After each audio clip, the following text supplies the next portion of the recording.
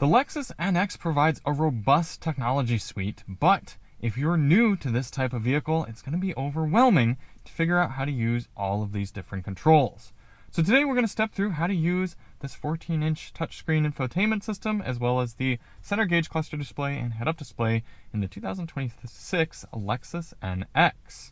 This should apply to pretty much every Lexus NX from that 2022 redesign up until now, and probably at least for the next few years. Now, if you do want to see more on the NX, check the link below. We've got the full pros and cons review of this 350h hybrid model. We've got a highway fuel economy test and a dedicated breakdown of the 17-speaker Mark Levinson audio system. And also, I recommend that if you just got yourself an NX or you're driving one for an extended period of time, stop parked in your driveway or parking structure somewhere safe and spend time, get to know your vehicle, get comfortable with the controls, learn how to use the infotainment, watch along with this video, something like that. You'll enjoy the car that much more. So starting off here, looking at some of the controls in front of us, we have this steering wheel with some of the more interesting touch controls here on the market. These two directional pads right here are touch sensitive, and they correspond with controls that show up either in the screen here in front of us or in this optional head-up display. Now, I'm trying to think of the best way to kind of step through this. Let's start on the left. You've got volume. That's very straightforward. Volume up, volume down. And then this directional pad, by default, pressing the right button will change tracks, right and left, and then up and down will change. Up will do different media modes, so your FM radio, your AM, your Sirius XM, Bluetooth, etc. And then down will turn off or on the audio power. Now, if you press this button right here, it switches these. So right and left still does track back and forth, but then up does your phone menu, and then down does voice commands, which we're going to go through later on here in the video. Now, you can see what of these menus you're on by just simply touching this without clicking. So you see right here, I've got my finger on the up button, it's showing phone, finger on the right button, it's showing next. And then down here, if I click, then it shows that we've got those audio modes. And the same thing happens on the right side. You've got a cruise control stop-start button on the left, and then active lane tracing on or off, lane tracing assist. But then right now, we've got following distance and driving assistant mode. But if I press this down button, then I've got display toggling, which chooses which display you see in your center gauge cluster, or head-up display up or down positioning. So you kind of have to learn and get comfortable with these controls while you're stopped in order to use them most effectively while you're moving. The other controls we have up here, way over on the left, you've got a button to open up your fuel door back there, as well as open up the rear lift gate. Way over here on the door, you've got 1, 2, 3, and set for driver seat memory positions. And over here, your mirror, lock, and window controls. And then way over here, up a little bit, you have a brightness control for the screens. Looks like, yeah, even in the daytime here, that's dimming the front screen. It's not dimming the center screen though. And then this button toggles between your odometer and trip meters, A, B, service, and then odometer right there in the lower part of the gauge cluster. So let's take more of a look at this gauge cluster screen now. It is fairly busy. There's a lot going on here. So again, I'll try to make this as easy for you to understand as possible. Let's start up on the top left and work our way down and over. You've got outside temperature coming on down. You've got engine coolant temp as a gauge. You have some information on the left side. Right now we see that our seatbelt's unbuckled and we're in EV mode. Down in the bottom left, you see that trip meter and odometer toggle that we saw earlier. Then the center area shows us a power meter for whether the battery is being charged or if you're providing power in either eco or power modes. We also see the speed limit posted right there. In the very center, we see our digital speed and the gear selected. And then this is that customizable screen that you can change by using the display buttons here. So for example, I can see my trip average and fuel consumption. And once that goes away, then you can see right there our fuel economy. You can also use the drive mode selector to switch over into sport mode, and then you get a standard tachometer there. It's kind of cool. Then making our way over to the right, in the top right, we have a clock. We have our fuel gauge on the far right, and then distance to empty in the bottom right. Moving up, this NX has an optional head-up display. We have digital speed, we have gear selection, we have speed limit, and we have some information about the cruise control. I don't think there's a ton of customization available for that screen, but we'll see it more when we get into this center touch screen. Before we start into the screen controls, let's take a look at the other physical controls that we have in the middle here. We have our shifter, we have a brake hold button. If you have this toggled, then when you come to a stop in drive, it'll hold the car stopped for you until you press back on the accelerator. An EV mode button, if you press that, the car will, if the conditions are correct, keep the car in electric only driving mode up to about 25 miles per hour with moderate throttle input. Over here on the left, we have a traction control disabling, and then an electronic parking brake control. Coming on up, we have our drive mode selector. Turn to the left to get eco drive mode, to the right to get sport and sport plus. Press in the center to get normal, or press one more time to get a customizable drive mode that you can customize in the center touchscreen. We'll see that here later in the video. In the center, we have our hazard switch, a volume control, quick physical buttons for front defrost and rear defrost, and then we have physical controls for climate temperature. We can scroll this one for driver's side temperature, scroll this one for passenger side temperature, and then all of these climate controls here are technically part of the touchscreen, but they're always up. It doesn't matter if you have navigation, media, settings, anything like that. You're always seeing these climate controls. Moving on here to the center display. Now this is the 14-inch screen in the NX. You can also get a smaller, I believe it's 9.8 inches, but they should function the same. We're going to start off here in the navigation screen and then go through all of the other options. You're always going to see that climate control along the bottom, and you're always, at least in the Lexus part of the infotainment, you're always going to see this quick toggle section on the left. That gives you your phone projection on the top, as well as navigation, media, phone, car settings, and overall settings. And then over here on the right, you have a clock and some information about whether your phone is connected, whether it's wireless charging, and what the battery status is. This is the navigation here. It uses a little bit of Google Maps data for traffic, but overall it is Lexus's own, I should say Lexus and Toyota's own infotainment navigation. You can pinch and zoom, you can move around. We'll show you how to do navigation via voice command later on here in the video. There's a little bit of a lag both in refresh and response, so I don't love it quite as much as using Google Maps, but it's a fine built-in navigation system. You can also search for things right here. Well, that's actually the voice control. I apologize. Close that. Press this. Oh, that actually does get rid of the climate control. I didn't realize that, right? You can make it a little bit larger. And so if you're missing some of your climate controls right there, that is where they're hiding. Okay, good to know. Then coming on over here, you can turn traffic on or off. And how do you just simply search for a destination not using voice? Is that not even possible? Interesting. Okay. Most people simply use phone projection. Anyway, continuing down here, we have our media. Right now we're on Android Auto. We can go to our different built-in sources, such as radio. See what Sirius XM looks like. We can scroll through. So you want to go to Holly. And then you see the channel playing. You can play, pause, switch, back up, go live, change channels right there. Switch to different radios right from there, or tune to direct stations. We could go like Sirius XM 44, Hip Hop Nation. It's a good Lexus NX station, right?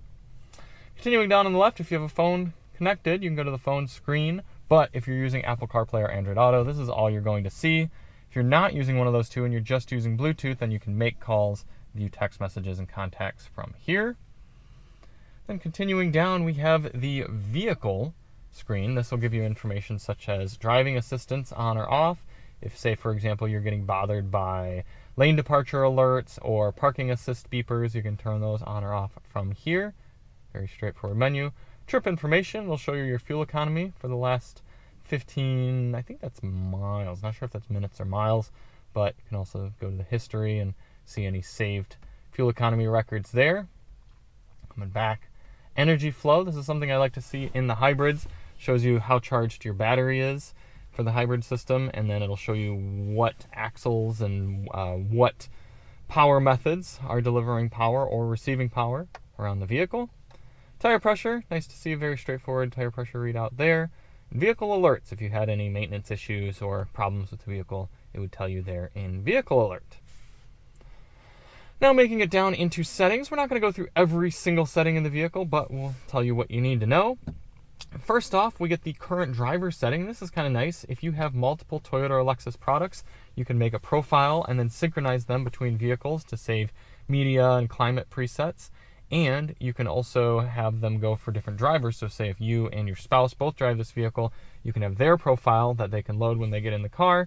That'll get their climate and media presets built in there. Personal information, you can see what Bluetooth devices are connected, and you can link your key with your profile. So once you get in the car, it'll make sure your profile settings are brought up. Bluetooth and devices, we're going to see this later when we pair up our iPhone for Apple CarPlay. But that's where you see what Bluetooth devices are remembered and connected in the vehicle. Under general settings, you can turn the screen beep on or off. This will make it so every time you touch something, you get that sound. I load that, so I have it off. Also, screen sensitivity, you can choose between 1, 2, or 3. Perhaps if you use driving gloves, then you'll want screen sensitivity higher, so the screen notices your finger, even in the gloves. Date and time, you're probably just going to want the date and time set by GPS, but if you wanted to change your time, you could do that there. Coming back and going down to notifications. If you want to be notified of software updates or any other elements of your vehicle, you can turn those notifications on or off. Under Wi-Fi, you can provide a Wi-Fi hotspot in this vehicle if you pay monthly to have an internet connection provided for your devices, such as children's tablets or work computers. You can also connect the vehicle to a home or business Wi-Fi network in order to download software updates. Under display, you can turn the display on or off right here. If you turn it off, then you just simply get a black screen, and you can tap the screen twice to turn it back on. And then you can change modes, either light like this or dark, or you can have that change automatically based on the outside temperature. You can also adjust the screen brightness and contrast. I should have had this up higher for the start of the video. I apologize. Same thing, you can adjust the brightness and contrast for when you have one of the backup cameras on. Coming on down to sound and media, we have adjustments for media levels, different volumes for ringtone, system voice, etc. And under sound tuning, you have treble, mid-range, and bass EQ adjustments, as well as front, rear, left, right, fader, and balance. You can turn HD radio on or off for both FM and AM radio. And you can customize your Sirius XM if that's something you use regularly, have it notify you for certain songs or sports teams, and you can turn on or off explicit content. Under navigation, this is where you get a lot of your navigation settings. So if you do plan on using the Lexus built-in nav system, I recommend going through these and seeing if you want things like tolls avoided, or if you want to show your home and work on the navigation screen or nearby parking, etc. Vehicle customize, a lot of settings here. This is where you can turn on or off the head-up display. You can change how bright it is. You can also choose what information is shown. If you have full, then you get a little bit more navigation info there. If you have minimal, you simply see the speed. Under meter, you can see a few different meter types. So if we come back here and we look at the gauge cluster, then you can see this is type 1, type 2, showing you an analog tachometer there, and type 3, showing you that, I suppose. We'll keep it in type 1. Tachometer, if you want it to always be on, you can choose that there despite being in normal drive mode, or you can always have it be the hybrid meter there, or have it switch automatically here when you are in sport mode, as I showed you earlier. Then under display switching, right here you can customize what display you're seeing up in the center of the gauge cluster, same that we customized with the toggles. You can also turn on or off some indicators there to make the gauge cluster a little bit less visually busy. Under illumination, you can change the theme, which gives it still looks, this is for the interior. There's ambient lighting in the car. I see. All right, you can choose a lot of these fun color names. It's so silly that they even bothered to pay someone to come up with these different theme color names. Just give us the colors. Gosh, just Afterglow, Meteor, Heat Blue. So silly. Just give us custom. Anyway, look, I don't need colors names for all these, right? Okay. And then the brightness for the interior ambient lighting. Door control. Do you want them to auto lock and unlock in certain environments and situations? Just that there. Also, how loud the beeper is when you lock and unlock the car. That's nice. Driver boarding and exit control. This is something good to know. By default, your car will probably move the seat backward when you get out of it. And then when you start the car to move the seat back forward. If you want that off, you do that there. Same thing with the tilting steering column. Custom drive mode, we saw that here earlier. You can customize the powertrain, suspension, steering, and air conditioning elements using this control here. Tire pressure, if you want to run a new tire pressure, say for winter driving or a different set of tires or something, you can set and save that in this screen. Steering switch. Okay, so if you want, you can change this to have climate controls done by this left switch. Temperature, okay, that's kind of fun. You can even customize it. Oh, head-up display, temperature, air recirc, audio. That's kind of fun that Lexus has that customization right there. Okay, and same thing with right side. All right, so right now, got that display control, but you can customize it. Okay, and winter gloves mode. You can turn that on, and it's probably just a little bit more sensitive. Okay. Under climate, you can adjust the auto seat temperature if you want it a little bit warmer, a little colder. Steering wheel temp operation time, you can also adjust that a little bit more or less. And rear seat reminder under utility and adaptive cruise control customize, where it kind of learns your driving preferences. Coming back and moving down to driving assist settings. More customization here for the different driver supports and warnings. Maybe if your dynamic radar cruise control is not aggressive enough for you, you can switch that up to high, make it so it accelerates a little bit more dramatically when using adaptive cruise control. This is actually something I really like, turning off this guide message so that every time a car comes in front of you, it doesn't have to notify. And also reduce speed off. That makes it so when you're coming around a corner, the car doesn't automatically slow down for you. Under voice and search, you can turn on or off the wake word. So if you have it on and you say, "Hey Lexus," the voice command will automatically pop up. Some people like that on, some people like that off. And then voice prompt. Right now, you'll see here in a minute when we use the voice commands, it'll speak back to you. If you turn voice prompt off, that won't happen. Dealer info, this should be information about the dealer that you bought the car at. Not really anything else to see here. If you were connected to Wi-Fi, we could see if there were any software updates. But that's about it for settings. So now let's dive into voice commands. So like I said, you can either use the wake word or you can toggle down in the right screen and press this button right here. So let's use the wake word. "Hey Lexus, navigate to the nearest Starbucks." The closest Starbucks is Starbucks at 5359 University Drive. Would you like to go now? Yes. Calculating route to Starbucks. Oh, there you go. You can see it's navigating me to my nearest Starbucks. It'll take about 1 minute to get there. And you can say, "Hey Lexus. Hey Lexus. Cancel navigation." Canceling trip. That's not the fastest voice command. Let's see how robust it is. "Hey Lexus, what was the score of the Michigan basketball game this weekend?" Apologies, but I ran into an issue. You can try again later. Can I try again now? "Hey Lexus, what was the score of the Michigan basketball game this past weekend?" The Detroit Pistons beat the Atlanta Hawks 142-115 on December 12th. Well, that's not exactly what I was looking for, but I mean, it was a Michigan basketball score, so that's something. "Hey Lexus, what's the weather like tomorrow in Aspen?"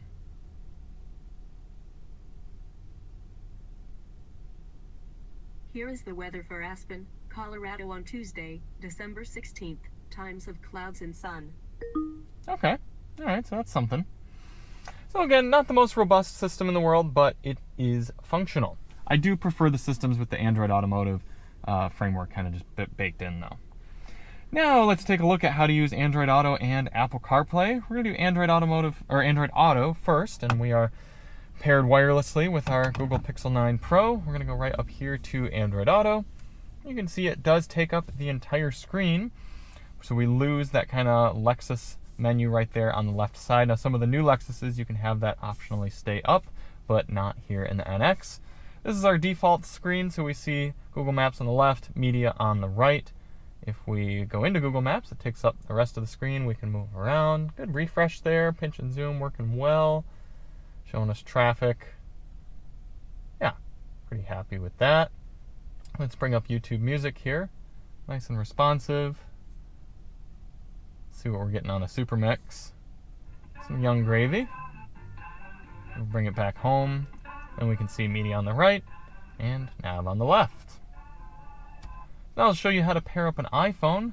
In order to do that, we're going to come back here to the settings screen and go into Bluetooth and devices.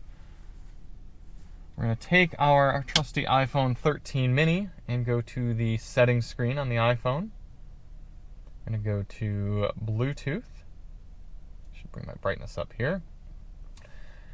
And then on the car, we're going to hit add another device. And then we see Lexus NX pop up on the iPhone. We're going to click that. Press OK on the screen and pair on the iPhone, allow on the iPhone, and then connect for CarPlay. Enable on the car, yes.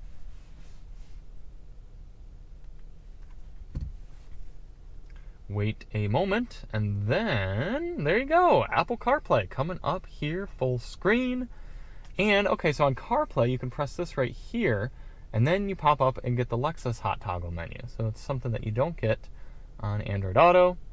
Here's your Apple CarPlay full screen. Now, I thought I had my maps saved, and I don't know why it's not coming up there, but we don't have a data connection on our iPhone, unfortunately, and you can't use wireless CarPlay and Wi-Fi at the same time. But this is how the general layout's going to look, especially with the new iOS. You can see this is your app screen. Google Maps, full screen, can move it around. I thought we were going to be able to pinch and zoom. Maybe I still need to get some update here on the iPhone. This is what YouTube Music is looking like. Oh, that looks nice there with the liquid glass. Hit the downloads, shuffle all, see what's coming up on our mix. Oof, man, I guess the iPhone needs a little bit of a refresh. Somebody drop some money in the comments. If we get $30, I'll get a prepaid plan for the iPhone or something like that. That'll come up a little better. But either way, that's how things are going to look here. And then again, to come back home to the Lexus screen, you can press that or come here, and then your Lexus menu is very easy to get back to. So there it is, the infotainment system here on the Lexus NX. Overall, I think it's a fine system. For most people, they're just going to want to bring up their Apple CarPlay or Android Auto quick and easy. They're not really going to care about much of the rest of the system, and for that, it works quite well, but it's not the smartest or most advanced or most intuitive system on the market. So thank you all so much for watching. If you do want to see more on the NX, check the link below for our full review and our other coverage. If there's any other questions I can answer, ask them below. I'll try to get back to you here in the comments, and we'll see you on the next one. I'm Charlie from Daily Motor, and as always, drive on.